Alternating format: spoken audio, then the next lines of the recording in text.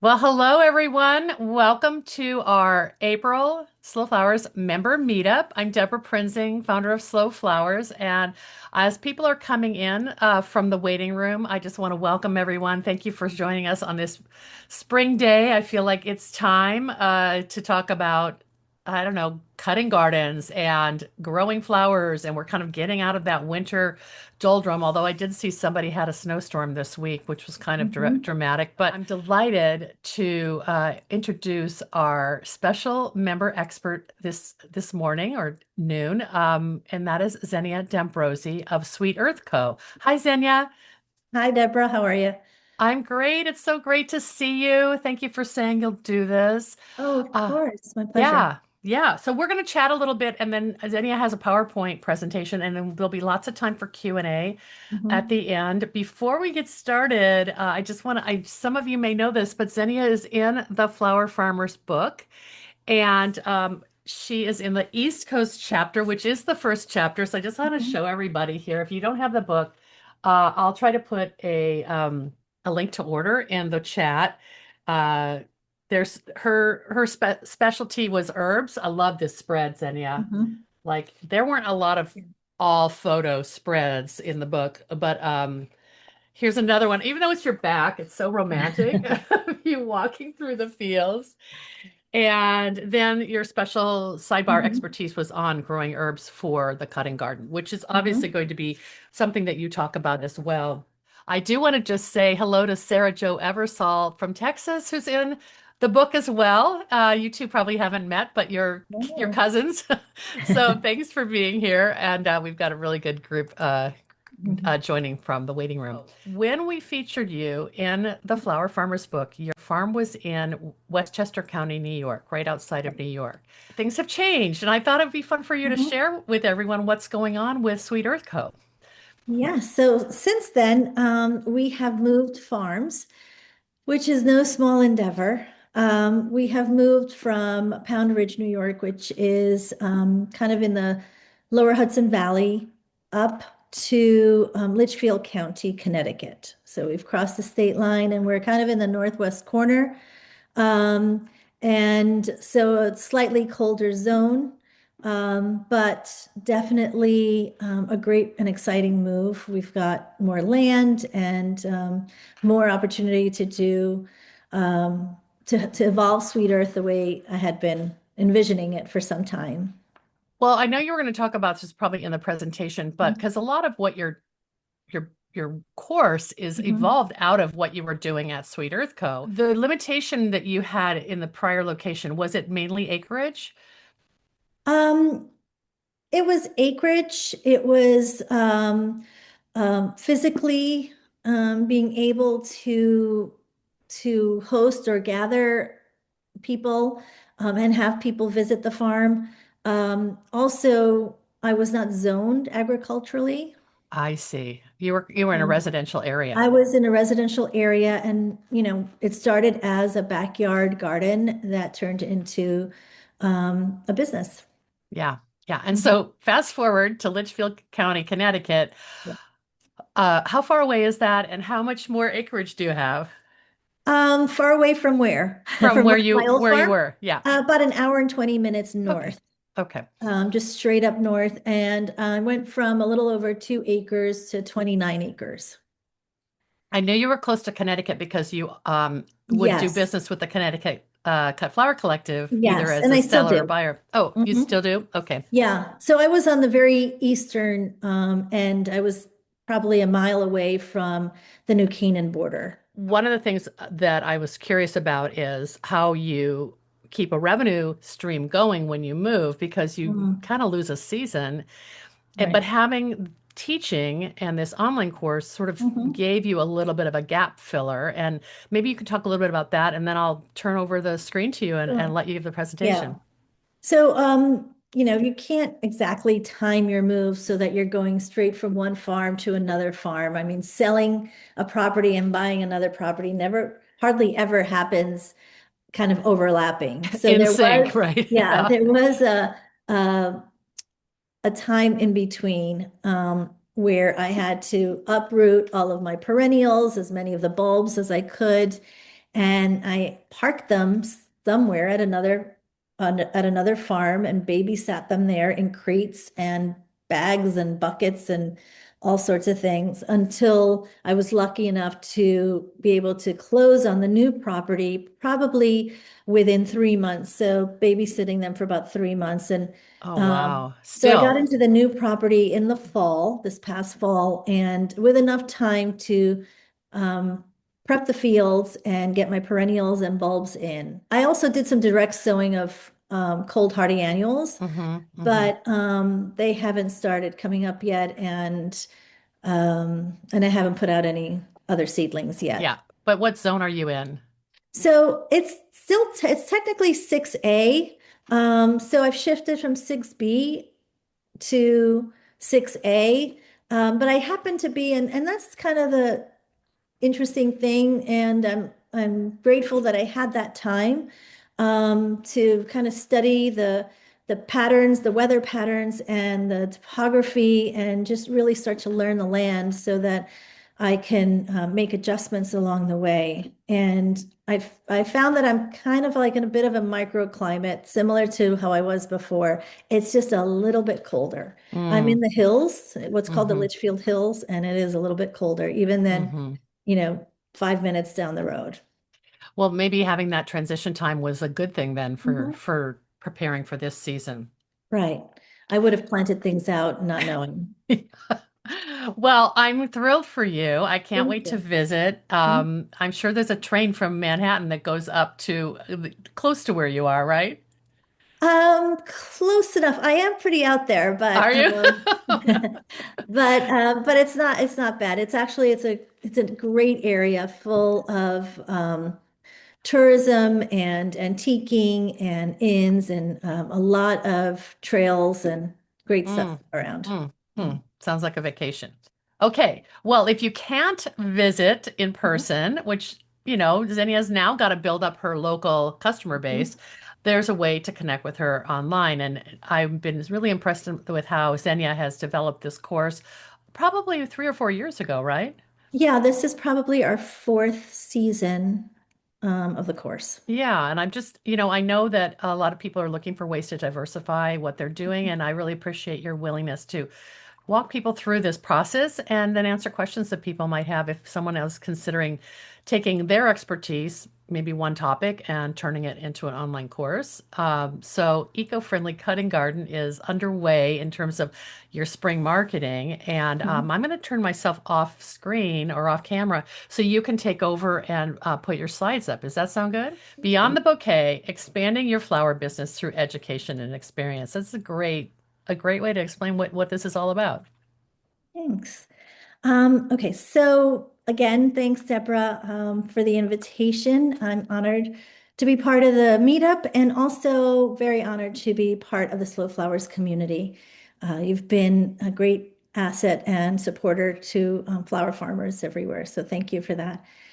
As Deborah mentioned, I'm Xenia with Sweet Earth Co., and I wanted to share today how I've taken my work as a flower farmer and garden designer and expanded it for additional revenue, especially or specifically with respect to education and on-farm experiences. I want to start here with my why, because everything I do really comes back to this. I truly believe that being around flowers and connecting with nature has the power to bring joy, inspiration, and healing. It certainly did for me. That belief is what led me to this work. It continues to guide how I grow my business. And for me, it's not just about the flowers, but about how the flowers make people feel. Over time, that belief evolved into what are the pillars of my business. We grow, we design, we teach, and we gather. And these didn't all exist at the beginning. They developed organically as I followed where I was wanting the work to go and where the demand was as well. And what I've come to realize is that each of these pillars supports the other. But as beautiful as this work is, there's also reality to it. I know we all know this, but it's worth saying out loud. Flower farming is incredibly rewarding, but it's also incredibly demanding. It's seasonal, it's labor intensive, and often unpredictable. And for many of us, there's a limit on how much we can physically produce and therefore how much we can earn. So it was important for me to figure out how do we grow beyond that.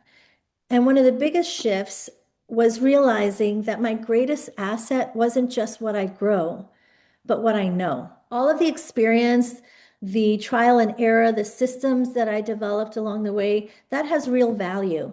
And for me, this realization didn't happen overnight. It evolved over time. When I left the corporate world, I'm a career changer.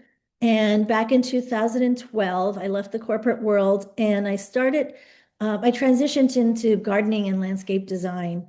And from the very beginning, teaching was part of that work, whether I called it that or not. Clients were always asking, what should I plant or how do I care for this or for that? And certainly, something's not working. Why isn't this working? What can I do? So I was constantly explaining and guiding and educating my garden clients and my community overall. And that piece was always there. It just wasn't formalized yet, the teaching part. Over time, I started to notice a pattern. People didn't want, the flowers. They wanted the flowers, but not just the flowers. They wanted to understand how to grow them. They were really curious on how to grow them. And this wasn't just my garden clients. It was my workshop attendees, my followers on social, people reaching out online. There was a clear demand for the knowledge and a gap in accessible, practical education. So I started with in-person workshops. They were attended by home gardeners, some hobby growers, and my garden clients. And they were amazing. There's nothing like being in a community or in a small group on the farm, hands in the soil or snips in hand, learning together. They created an opportunity for connection, for community, and for additional income. But they were also limited. They were limited by time, by space, in my case, by parking, and by how many people I could physically host. What I started to notice, and this was really important, I noticed that people weren't just coming for the education, they were coming for the experience. And that realization changed how I started to think about what I was offering. At the same time, I was deeply connected to hospitality. My husband and I, we own a bed and breakfast out on Cape Cod. So hospitality has always been part of how I think about creating experiences. And that reality shaped how I approached on-farm experiences in particular. I wasn't just thinking about what people would learn, I was thinking about how they would feel, the flow of the day, the atmosphere, the details, creating something that was immersive and memorable. So, on the one hand, I was deepening the experience for the people who came to the farm. And on the other, I was asking, how do I make this accessible to people who can't be here? That's what led me to creating my course, The Eco-Friendly Cutting Garden. It became a way to take everything that I was teaching in person and make it accessible, scalable, and repeatable, and to create something that could live beyond just a single day on the farm. So, stepping back from my own journey, I found that there are really three main ways to expand your flower business beyond production. The first is teaching through courses or education. The second is hosting through on-farm experiences, including workshops. And the third is productizing, turning your knowledge and into something tangible or digital. So let's focus on the teaching first. When it comes to creating a course, it does not have to be complicated. Start with, what are people already asking you about? Who are you helping and what transformation can you offer them? For me, that was helping people go from, I don't know where to start with a cutting garden, to I have a thriving cutting garden and I'm learning to design with flowers. My course is designed for home gardeners, hobby growers, and even for floral designers who want to grow their own flowers to supplement or support their business. It's all based on a framework that I've developed through real world experience, the planning, site prep, what to grow, when to plant it, how to maintain it and harvest it. My course provides an overall framework. It's pretty comprehensive, but courses can also be very specific, whether that's growing dahlias or ranunculus or some other high value crop. One of the biggest benefits of creating a course is that it allows you to scale your knowledge. It creates year-round revenue. It extends your reach beyond your area, your immediate area, and it positions you as a trusted resource in your space. It also deepens your relationship with your audience in a different way. Next, and another key piece is hosting on-farm experiences. And this could include workshops, but it could also include day retreats, farm stays, and seasonal gatherings. This is really where the We Gather pillar comes to life for me, and it's where I've chosen to focus on at my new farm. With the opportunity of more acreage and some wooded acreage, I'm really evolving my offerings to include agritourism. People are craving this kind of connection more than ever. They want to slow down and be outside and reconnect with nature and with themselves. Combining that with a thoughtful, hospitality-driven approach, it becomes something really special and something people are willing to invest in. And once you start thinking this way, you begin to see even more possibilities. And that's where the third aspect comes in, which is starting to productize your knowledge. And that might look like developing garden plans or seed kits, some digital guides, or even memberships. These are all ways of extending your expertise into different formats. And what I found is that it's not about choosing one of these, it's about how they all work together. The farm feeds the content builds your audience, the audience becomes your customers, the experiences deepen that connection in the community and community with your customers, and the education piece scales your impact. And for me, agritourism becomes a natural extension of that ecosystem. And when all of these pieces are working together, this creates a business that's more resilient, that's more diversified, and is more aligned with your passion and with your expertise. And it's not just about producing more, it's about expanding how you share what you already know. And the more you learn and the more you experience, and the more impact you can have. So if you're thinking about additional revenue streams and trying education or on-farm experiences, I would offer you this. Start simple. Pay attention to what people are already asking you. Start small, maybe with a workshop or a simple guide. Be sure to test it, refine it, and build from there. When I was developing my course, there were several iterations of it. I got on phone calls with clients, garden clients, other people in the industry, and I asked questions about where their challenges were, what goals they had in the garden, and what information they wanted to learn. So I did some research, and that involved actually talking to your target audience for whatever online course or on-farm experience you want to build. One of the biggest concerns I hear when I talk to people who are interested in creating a course or an on-farm experience where they're teaching about their process, the number one question is, am I not afraid that I'm giving away my secrets? And teaching people how to grow flowers, they're worried that it's going to affect their sales, their flower sales, or perhaps their CSA memberships. And what I found is the exact opposite. People who learn from you often become your biggest supporters. 55%, and I went back and double checked this, 55% of my students in the course have also either purchased my CSA, purchased flowers, purchased tubers, attended workshops.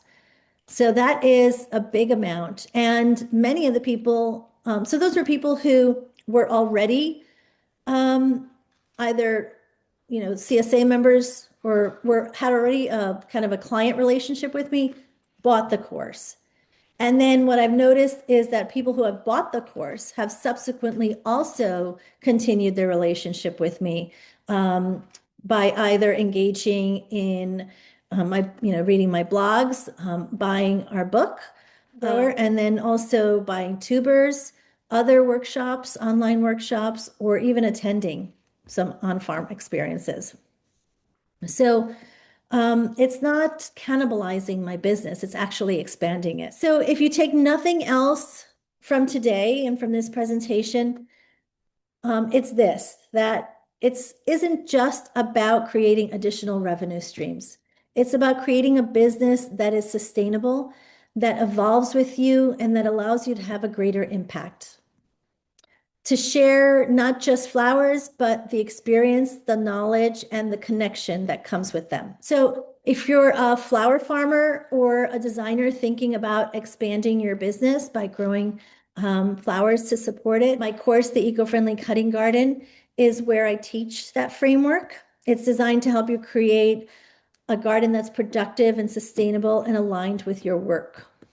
This is what it looks like. I'm not going to go into all the specifics of it, but you can see it's pretty comprehensive and it's presented in a framework that's easy to understand and put into action, but it also includes tons of other value and in the form of bonuses and access to me via Q&A. But what I wanted to let you know is that for today for Slow Flowers members, I am offering a discount of $100 off the course. So if it's right for you, please be sure to take advantage of that discount. Use the code SLOWFLOWERS, and you can purchase the course for $247. The link to the course is there, sweetearthco.com/garden. So that's my presentation. Thank you for being here. I'd love to hear any questions or hear about what resonates most from the presentation. Thanks, Deborah. Thank you so much, Xenia. That's terrific. Okay. But I had a couple things I'm going to start with, if that's okay.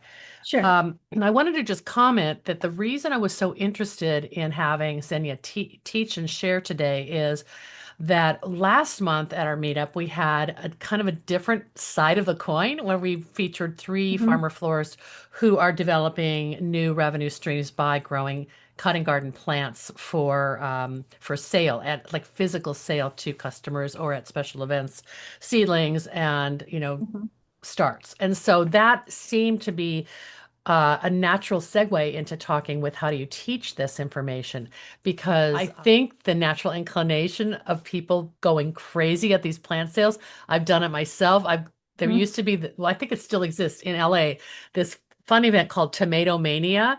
And I would go to the Tomato Mania sale every year and I'd buy like 40 tomato starts. Like, what was I thinking? But I wanted one of everything. It's But not like you're going to make sauce. well, I mean, I didn't Mhm. really have the look like the setup to even to grow Mhm. that many. So I was ended up doing a lot in pots, but it was overwhelming. And so I think that knowledge was skipped over like, okay, do I want to become a tomato farmer? No, I don't. I want to grow flowers. And I think that the people who buy plants maybe don't have that Mhm. training that you're offering. They just dive in. So um, I thought this was really an interesting way to get everyone thinking about. I loved your point, Xenia, about everyone has some kind of knowledge that Mhm. you're constantly being asked to share for free. And so how Mhm. can you monetize it, to be perfectly frank, right? Right. Is that Um, sort of what caused you to go this route? um, I mean, yes, I was getting asked a lot, to DMs, quick emails, and it's When should I when plant they, this? What yeah, should when I people, buy? oh, Yeah. I just have a quick question. Yeah. But when, 50 people have a quick question, you end Yeah. up answering questions and not doing your work. Yeah. But so there was that, but there was also the realization that, there's kind of a ceiling, your space, your time, and with the markets changing, you really do want to be able to create a business that's sustainable. I love growing flowers and I want to keep growing flowers. It's a passion. But how do I do it in a way that can support my family? Well, this kind of goes back to the other buzzword that you Mhm. introduced to our vernacular that I had never heard before, which is productizing. Productizing. When I I looked it s- up. It's a when word. I when I saw it on your PowerPoint, I'm like, oh, that must be a typo, and I looked it up too. But folks, Xenia said she came from corporate America. She Mhm, also has an MBA and worked in finance. So I love how your brain works, and I mhm, think it benefits your business because you have that background. So mhm. getting us to think like that is really generous of you. So talk about that productizing. Like you said Right. it could be a physical product Mhm, like the teas, your blended teas that you make, right. or it could be something that's more intangible Mhm. like a your knowledge. So there are free products that I've got, so free guides, like the audit, so people can, get a sense as to how eco-friendly their garden is. So it's a kind Mm, of an audit challenge. So I've got a lot of different kind of educational guides that I've put together, and many of okay. them are free on my website. But then there's also digital courses. There's a seed starting class I have, and then there's this online course. And then there's also garden kits. So I do offer seedlings. It's like a DIY cut flower garden kit. And I've got 32 seedlings and a couple of dahlia tubers that I offer. And so what happens is that people have taken the course and then they want to buy the flowers. Because that's the one thing. They'll take the course. Well, do you sell the flowers or where can I get the flowers? So I do provide a resource in the course on where they can get different flowers, tubers, perennials, all of that. So that can be in the form of the guides, the kits, the tubers, um, and also maybe discounts to Hmm. tools and things like that. Hmm. And having these, starting, I guess, with the quiz, how Mhm. eco-friendly is your garden, and then these growing guides that are free. Do you find that is sort of a funnel to pull people into your Sure. orbit? Like they find it, you maybe write a blog about it or you post Mhm. something about that on social media, and then they click through and they have to give you their email address to sign up Right. for that download, Right. right? Yeah. So you do want to build that audience. You want to kind of grow your email list. Um, and that's really important, Hmm. especially for expanding your business into other revenue streams because social media is, you know, growing your audience on social media is great for exposure, but it doesn't always translate to transactional value. Hmm. And it's really having that connection through email with your audience and your potential clients. Yeah. Well, and I also think it's sort of the starting point. Like Mhm. you offer them something for free and then they consume it and perhaps start Mhm. engaging like we Yeah, mentioned they your start trusting that Mhm. you're a resource. Well, you mentioned that you have also are using your blog to share education. So Mhm. that's probably, I would imagine that once you write it on a specific topic, Mhm. that is something that you can repost in the future. Like you're only going to write about growing dahlias once. Maybe that's not a good example, but then you're going to, share that next Right. dahlia So I season. have and also in different formats. So I have written several blogs about how to grow dahlias from, dividing them and harvesting them and all of that. But I've also developed YouTube videos based on that and then some short snippets and a guide or, you can take the same information and repurpose it. Yeah, I thought that was that one slide you had where you talked about the activities on the farm become content and then content becomes, Mhm. your community. Everybody could take their unique Everybody likes those expertise. behind the scenes, especially. They want to see the workings of the farm, what happens day to day. And I I need to make a point of looking at your YouTube channel more often. I know I'm a subscriber, but how often are you posting? This year I've made a point of posting every week because I wanted to really capture and show the journey from moving farms and, my decision making in what I was going to grow at this new farm versus the last one. So I've kind of been documenting that through YouTube. But Sarah Jo basically had a couple important comments Mhm, to kind of affirm what you're saying, and I'd love to hear from other people if they're experiencing this. She just mhm, said she's a farmer. With supply chain disruption becoming more common, I see a lot of floral designers wanting their own cutting gardens. And mhm, that sort of ties directly to your point about, are there worries that you're giving away knowledge? In this case, they're your mhm, customers for sure. They want to buy flowers from you, but they also want to grow. I mean, and that's sort of an interesting um, mhm. Yeah, what I balance. found with some of the designers that I've taught how to grow cut flowers, they're selecting either the flowers they really love or some really high ticket flowers like the dahlias or things that, they can just run out and cut for some, a few stems for Hmm. some Hmm. impact or something Hmm. like that in their design.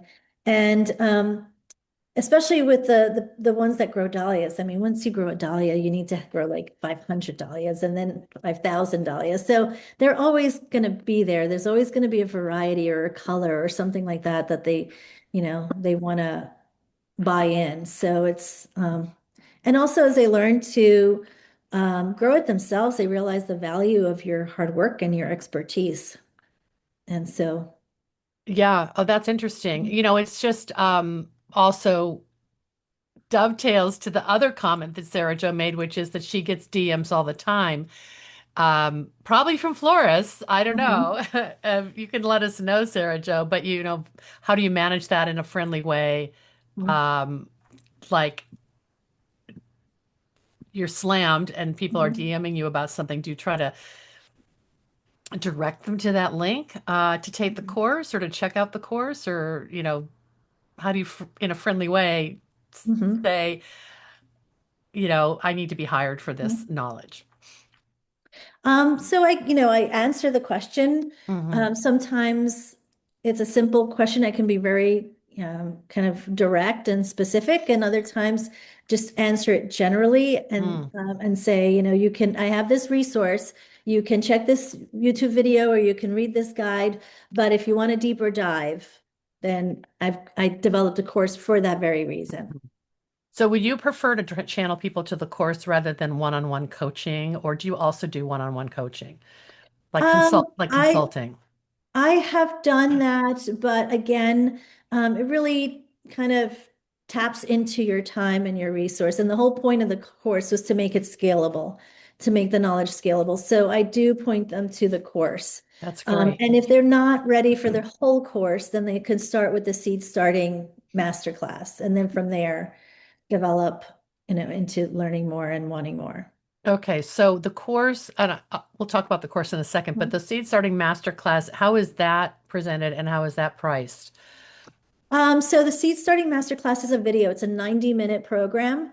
And it's got videos, it's got resources, it's got a workbook, and I think it's priced at 47 or Okay, 37, something like that. And really affordable then. it's part of the course as well. Oh, I see. You've just broken it out as I've just something. broken it out. Mm-hmm. Mm-hmm. Um, I love that. so it's either it's a step one, if you will. So. But it also shows that sometimes people need to see two different price options before they dive into maybe the more financial, The commitment. bigger Yeah. investment, right? But again, and you bring up reminds me of a What's point to going bring up is on? that, you want to be sure if you're pricing anything um, over $200, you want to give people an option to pay it once or to break it up Hmm. into, two payments or three payments or whatever it might be, because you want to Hmm. be able um, to make it accessible to as many Yeah. people as possible. Yeah.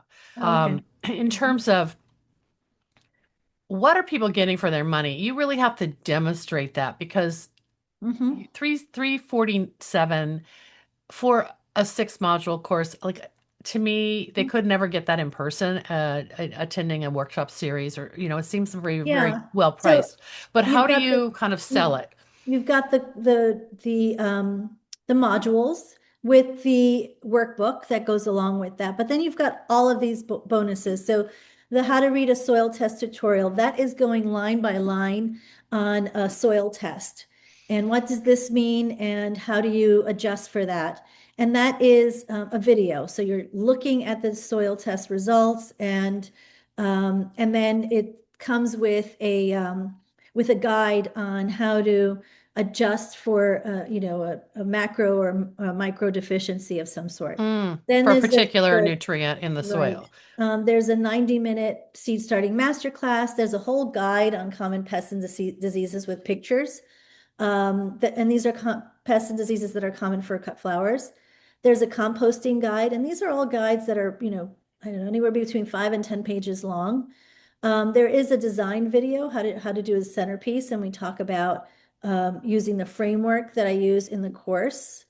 There's bouquet recipes, so I've got pictures of bouquets and I break them down, what's in them, and then roll that into again the grow plan. There's live Q&A sessions. Now, from a gardening perspective, when I go out and I visit a client for a 1 hour session, I start at about 125 an hour. So if you're getting three of these, so maybe, from 125, it's, whatever, it's 90 or $100 via Zoom or anything like that. Three of those, you're already covering the cost of the class. Yeah, it's comparable. And that's Um, interesting for people to think about that Right. they can get all And their then what's questions great answered. is the Facebook community where I'm in there every month answering questions. So there's continued access beyond the live Q&A sessions. And that's also great because people are posting pictures of, what their garden looks like, what they grew, this bouquet this year. And they develop their own community. I don't really have to, I can step back and watch what's going on. And also, there's accountability, people helping each other there. And then the resource toolkit again, like links to, where I source different Mm, seeds or different bulbs or things like that. right. That's great. Thanks for walking us through that. You said that you're selling some collections of, what did you say, 36 plants plus some, My DIY cut flower kit is 32 seedlings and 2 dahlia tubers. but is that just for in-person That's pickup? just for local pickup. Yeah, yeah, Hmm. that makes sense. Very interesting. Now, I'm wondering if, there's so many people here who I'm looking at who's in the room, lots of farmer florists. So I'm thinking, I'm just guessing all of you in the audience are thinking, like, what could I do? How could I convert it? So, Xenia, would you talk about just the nuts and bolts of like what Hmm. is the platform of the technology and how Oh, people sure. can, and would you be willing to do a one-on-one coaching for someone trying to develop their own course, Of course, yeah. So and it charge can for be that? very simple, or I've learned, more technology. So it's videotaping yourself, giving a Zoom presentation with slides, or just taking yourself out into the field with your phone. This is all done with my phone on a Wow, tripod, um, that's and impressive. videotaping yourself, editing that a bit. But I used Canva for slide development. And I used Zoom for kind of some of the live sessions, or the some Q&A portions that I wanted to record. So really it was, yeah, it was Canva, because in Canva you can create the slides, but you could also record yourself presenting the slides. Yes, I love that. That's what Mhm. some of our presenters did last month. Mhm. And it seemed very seamless and Yeah. very professional. So you don't need a whole camera crew. I think that's what held people back No. in the past. Mhm. And And that then limiting belief that you have to be perfect. You don't have to be perfect. You just have to make progress, move. I love it. That's what women understand. And I can say that because there's only women in the room here today. Um, But then in terms of the course itself, is there a a company or a Oh, software right. platform that you So use? my website is a Squarespace website, and I use them as well for the digital products. So Really? they host my course, if you will, Oh my goodness, I had no in the idea. form of a membership. So they have like a membership section. Mhm. And then within that, once somebody signs up for the course, they become a member and then they can access all of the modules and Exactly. To the resources, like if I need to, link a guide or a PDF or anything like that, that's all housed there. is that also the platform that the general Sweet Earth Co. website is based on? Yes. I'm so impressed. That has got to be like a one-stop shopping expense for And you. also I had my email program or my email through them Newsletter. as well. Yeah. But I just recently moved over to another platform for email marketing so that I can, do a little more segmenting and things like that. hmm But they are hmm truly becoming a one-stop.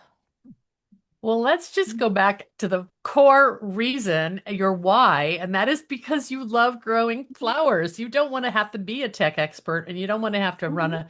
a course. I mean, that's all, Mhm. secondary to what your why Yeah, I love is. connecting people to growing flowers and having their hands in the soil and just overall connecting with nature. And that's why I'm excited for this new farm because I am rolling out new workshops and new programming, including more nature-based stuff. So there will be gardening courses, workshops, or experiences. There'll be floral design, but there'll be kind of yoga in the fields. There's going to be forest therapy. So a lot of different kind of programming that I'm excited to roll Oh, out. I love that. I love that. And that is like with tw over 20 acres, there's like the sky's the limit. You don't have to do it all in 2026. It will evolve over No, time.